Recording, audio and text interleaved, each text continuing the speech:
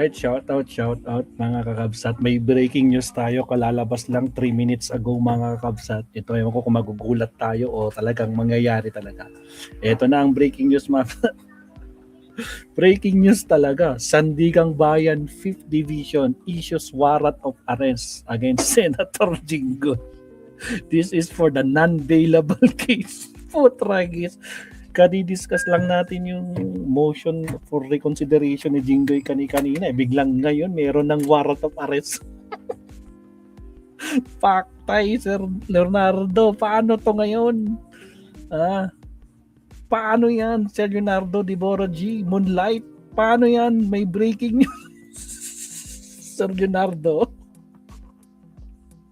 Sinong source natin? So, walang iba kung hindi si Attorney Jesus Palsis. Kapopost lang niya 7 minutes ago.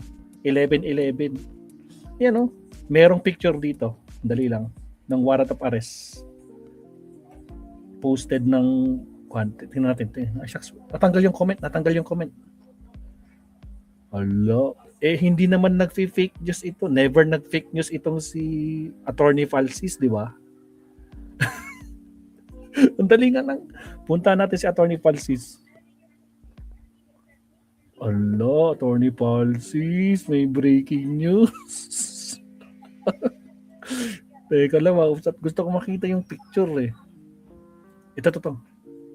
DWIZ 882. Breaking news. Naglabas na ng warrant of arrest ang Sandigang Bayan 5th Division. Nangunguna ng Division Chairperson, Associate Justice Zaldi Trespeses laban kay Jinggoy para sa kasong pandarambong o plunder. Kabilang din sa mga miyembro ng 5th Division sina Associate Justice Mary Ann Corpus Manalak at Associate Justice ayon sa mga source ng Division. Isa-serve ang arrest warrant laban kay Estrada ngayon. Potragis. Hala. Ang main topic natin kanina, nako po, aarestohin na siya ng mga PNP kasama ang NBI. Hindi pa lumalabas yung arrest warrant pero ngayon lang in just few minutes. Sabi na natin 15 minutes ago. 15 minutes ago. Pero tingnan nga natin. O sige, nakadalawang source na tayo. Dalawang source.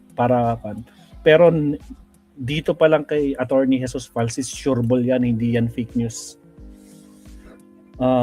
Jinggoy. Plunder arrest, plunder case, arrest warrant. Wait lang Naku po. Tapos si Attorney Jesus pa lang nagpo-post. Kata, Jinggoy. Nakakaawa naman sa Jinggoy. Plunder arrest warrant. Jinggoy. Dali lang outside Nako, si Attorney Francis parang nagpo-post. Susuriin ng utos ng court. Ang sabi dito? If ever, arrestuin natin siya sa loob ng Senado. It depends. Anong it depends, sir? Kasi if a case is below 6 years po, hindi natin pwedeng kasi while in session. That's the law. But we will be serving the warrant, then we'll inform him to. But if it's above, we will have to implement it. I'm not particularly aware or pangunahan ng Sandigan Bayan na lalabas po ang warrant of arrest. But if there is a warrant of arrest na ilalabas, we shall be, number one, i-implement namin yung warrant, we will arrest him, then we'll take him sa loob ng CIDG for usual ito guys, particularly aware or pangunahan ng Sandigan Bayan na lalabas po ang particularly aware or pangunahan ng Sandigan Bayan na lalabas po ang warrant of arrest. But if there is a warrant of arrest na ilalabas, we shall be, number one, i-implement namin yung warrant, we will arrest him, then we will take him sa loob ng CIDG for usual booking and mugshots, then we will turn him over to the issuing court, which is the Sandigan Bayan, for the issuance of commitment order. It's up to the court to determine kung saan po siya dadalhin.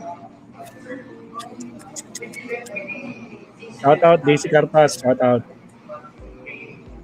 May inside. Yes, naniniwala ko eh. May insider yan si Attorney Palsis. Tandaan nyo, Mabsat, never nagsinungaling yan. Si Attorney Falsis. How to be with said process madami with them kung sakali nasa loob sila ng design when it comes to implementing kasi parang may lesson learned na sa nangyari. There is no specific instruction po. But if there is a warrant of arrest, we will have to implement it. Pero sa mga is you honor or you honor another Senate protected custody. I think to follow the order of the court. Order of the court. If there is a warrant, we have to implement it.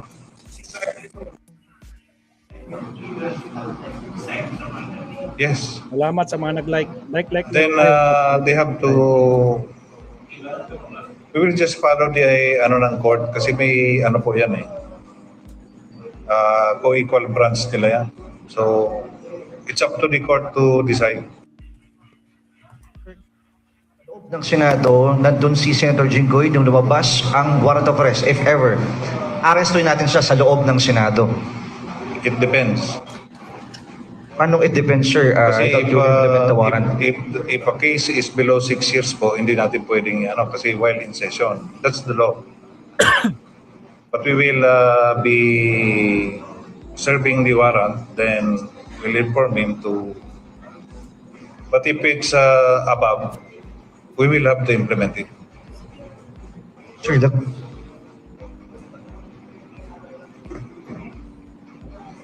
Okay, mga Kabsat. Warrant of arrest. Ito mga Kabsat, breaking news.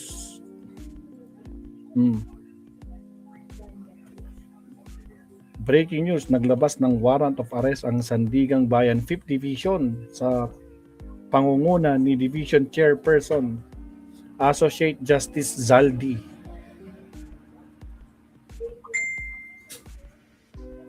Zaldi trespases laban kay Jinggoy Estrada para sa kasong pandarambong o plunder.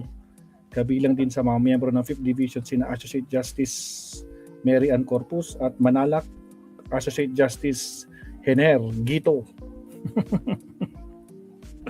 Patay tayo dito. Kulong na naman si Jinggoy. Uy, paano yan, Sir Leonardo? Wala si Bato, wala si Jinggoy. Tapos may lilipat na dalawa. Mamaya may lilipat. Hala. Paano yan, Sir Leonardo? -4. Sino kaya yung lilipat? Kung lilipat si Chase tsaka si Loren Legarda, kung sakali lang lilipat mamaya. Tapos wala si Jinggoy, wala si Bato.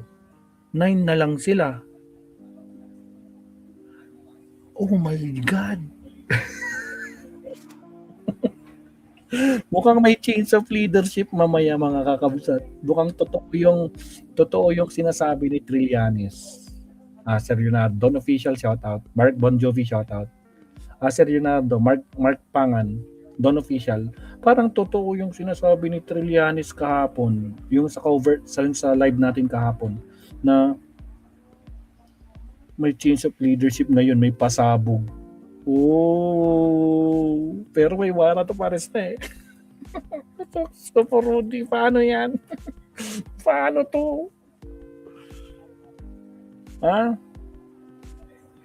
Ay, sana nga magpalit na sila. Yan ang abangan natin mamaya. Alas 5, di ba? Alas 5. Sabi nila magre-resume sila ng plenary alas 5. Abangan natin yan sa Leonardo mamaya. Alright. So, kano na tayo? Mag-last topic tayo. Magandang kwento, guys. Magandang kwento. May naghanap pa ako ng iba eh. Kasi ang unang source natin dyan, ito, si Attorney Falsis. Ito, 10 minutes ago. Breaking news talaga. Breaking news talaga. Santigang Bayan 5th Division issues warrant of arrest against Senator Estrada. This is for non-bailable case of plunder. Mababawasan at malalagasan ng Duterte majority. Bato and Jinggoy out. Ala kayo. Ala kayo. Last pack kayo. O, di ba? Paano ba yan? Sinong masaya na maaaresto si Jinggoy? Press 1. Sinong malungkot? Press 2. Bye, bye, bye. Kaya nga, Deborah G, bye, bye, bye. Wala na. Wala na. Durog sila Cayetano talaga. Arton Zala, durog talaga. Mabibwisit sigurado si Attorney Falsis sa Sandigang Bayan. Mabwisit siguro si Attorney Falsis sa Sandigang Bayan. Yun lang. Si Nila Razul, shout out Kabsat. Mark Bon Jovi, yan no. Alright, mag-last topic na tayo Kabsat before we end. Kasi may klase ako ng 2:00. Kailangan tapusin ko na to. So, cut off muna tayo. Here we go.